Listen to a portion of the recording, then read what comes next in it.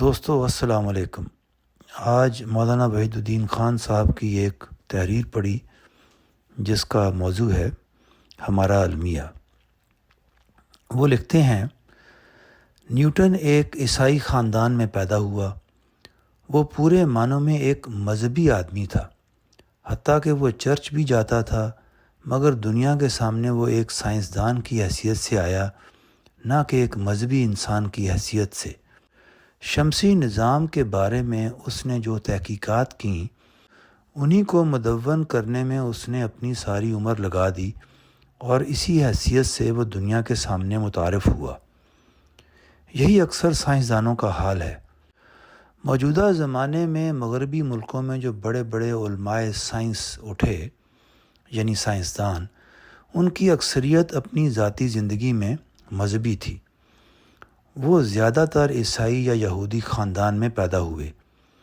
ان کے حالات بتاتے ہیں کہ اپنے پیدائشی مذہب سے ان کا تعلق آخر وقت تک کسی نہ کسی طرح باقی تھا، مگر یہ سائنسدان دنیا کے سامنے جو چیز لے کر ابھرے وہ ان کا آبائی مذہب نہ تھا بلکہ سائنس تھی۔ انہوں نے اپنی پوری زندگی سائنسی تحقیقات میں گزار دی اور انہی تحقیقات کو دنیا کے سامنے لانے کے لیے پرجوش طور پر کام کرتے رہے۔ اس فرق کی وجہ کیا تھی؟ اس کی وجہ یہ تھی کہ مذہب ان کے لیے ایک آبائی وراثت تھی، جبکہ سائنس ان کے لیے ایک دریافت کی حیثیت رکھتی تھی۔ آبائی وراثت کے معاملہ میں آدمی کبھی پرجوش نہیں ہو سکتا۔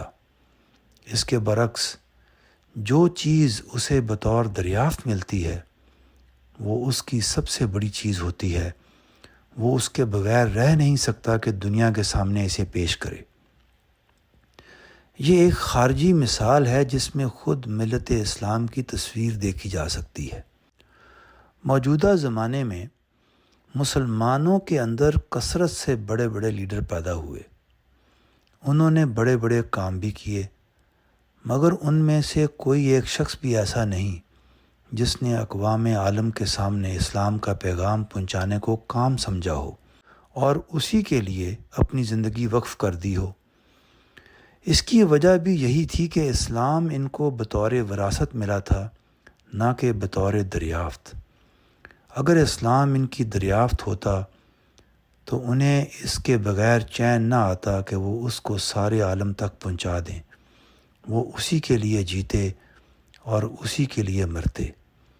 دنیا والوں سے کہنے کے لیے ان کے پاس سب سے بڑی بات یہی ہوتی، مگر جو اسلام بطور قومی وراثت ملا ہو وہ کبھی آدمی کے اندر اس قسم کا انقلاب پیدا نہیں کر سکتا۔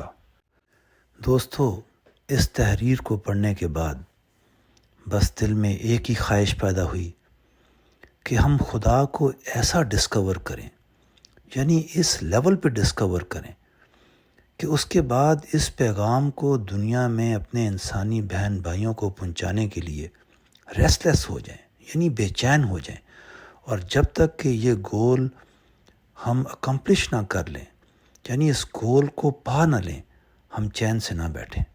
شکریہ۔